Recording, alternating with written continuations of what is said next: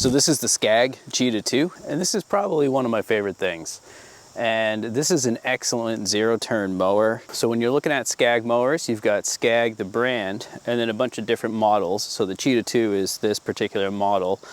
And then you can customize the deck width. And my deck width here is a 61-inch deck, so just over 5 feet. And my engine is a Kawasaki 38.5 horsepower electronic fuel injection engine. This is one of my favorite chairs that I own, and it also has a suspension adjustment here, so you can go from a firm to a soft ride feel, and you can just use this right here to make an adjustment.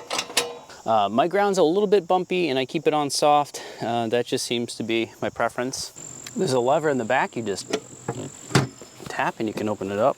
So one thing that's nice is that they give you replacement part numbers, so you don't have to look too hard to find these. It's nice to have that because it also is a reminder of the things that you'll probably have to do maintenance on.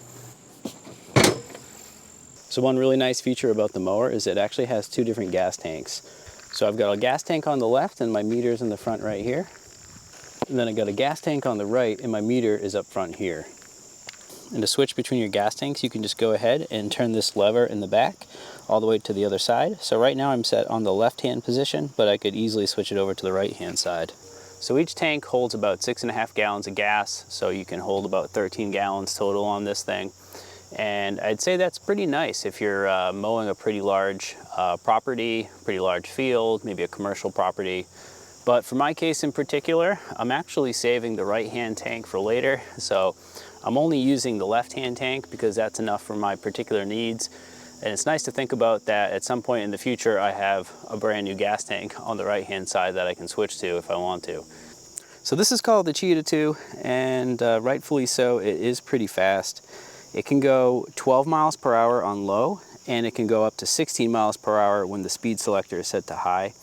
With that said, I really don't have any reason for setting it on high outside of just testing it out.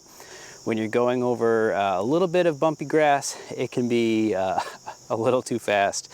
But it's nice to think about that if I need to go down a road or somewhere where I just need to cruise a little bit faster, then we can switch it into high and keep moving. So setting the deck height on this is actually very simple. On the right side where your foot is, you can push in here, and then there's a lever that we just push down, and then that will go all the way down to where you have your pin set to. So right here we can set the deck height, and we have everything kind of measured out. I typically keep mine right here. This is pretty standard for mowing grass, but you could also keep it all the way up here, 5 inches if you're going over some kind of rough terrain. You definitely don't want to mow over rocks, for example. So if you're about to go over rough terrain where you're not intending to mow, where you think you might hit some rocks, all you have to do is kick your foot in, and this will actually lock into place, so I don't have to do anything with my pin here, which is really nice. Now if I want to go back down, I just push my foot in a little bit to relieve the pressure, and then I pull this lever back here, and then I just release it and it goes back down to the height. So that makes it actually very simple to adjust your deck height while you're mowing, and saves a little bit of time. And one more thing to note is that it also has lights on the front, so if you're mowing into dark, it's nice that you can just pop your lights on with the switch here. As long as the ignition is on, then you can just go ahead and turn the lights on like that. So the mower is really comfortable to sit in. The first thing you will, get some spiders on me. The first thing that you'll probably notice is not about the mower. It's if you have a phone in your pocket, it's probably gonna fall right out just because of the angle that you're sitting at. And one of the things that I think I need to modify on this thing, or find a place to put it, is the phone. It's actually pretty common for me to just put it under my leg and sit like that. So this mower has a lot of amazing features, but one thing that it's really lacking on is the cup holder. And the cup holder is just not good. You put something in there, it's gonna bounce around while you're mowing, and it's gonna, your drink's just gonna splash. So I've got this insert that seems to be working pretty well, and you can just find these on Amazon, and I just go ahead, put that in there, and you can turn this thing right to sort of tighten it, and then it's a little bit better. With that said, going over bumps, it's still gonna splash. It's probably still gonna spill a little bit. I think we should do a little bit of mowing before the end of the day here. So for safety equipment, I would always recommend wearing headphones. This thing is way too loud not to wear headphones. I almost always wear my glasses, which kind of helps against getting any debris in the face and also just keeping the sun out. And then on top of that, I occasionally wear gloves. I don't find that you really need them, but occasionally it's nice to have. So to start the mower, there's a few things that have to be set in order to get it going. First of all, the arms have to be in the out position. That's the braking position. And speaking of brakes, your brake is right here on the left. So you just kick that in, pull this back, and now the brake's on. So you have to have the brake set, the arms out, be sitting in your seat.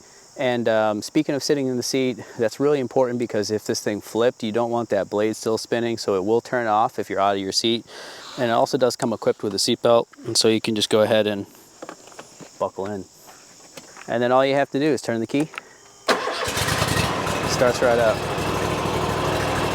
So once the engine's on, turn the brake off, put these guys in, move forward, move back. So if I push them forward, the zero turn's moving forward. If I pull them back, the zero turn's going back. And if I put them out, it should stop. Got our throttle right here, this black lever, all the way up. Then the mow.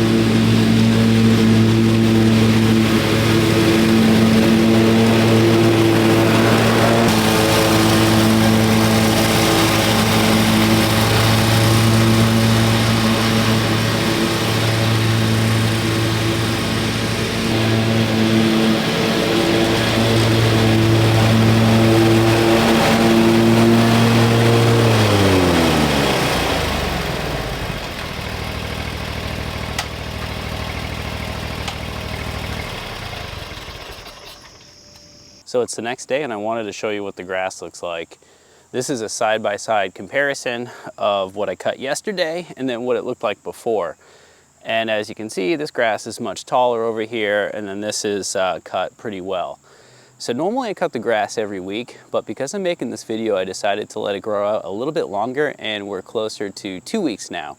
So the grass was a little bit taller, and so you're starting to see some of these clumps stick around in the grass.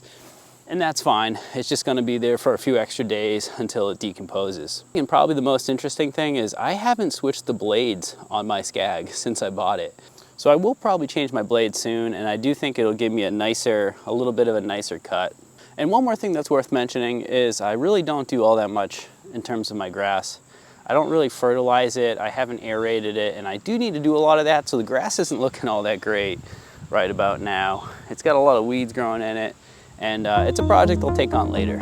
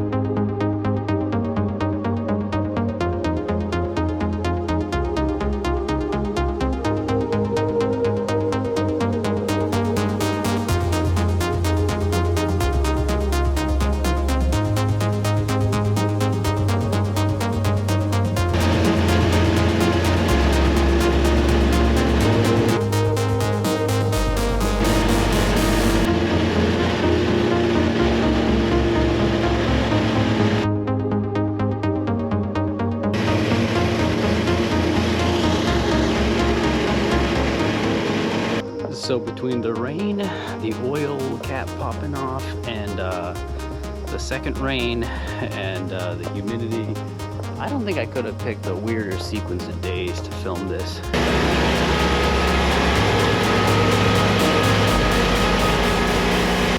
I have to say this is all just for a demonstration anyways. It's not really how I would mow. My mowing sequence is quite different than what I'm doing just for filming's sake. So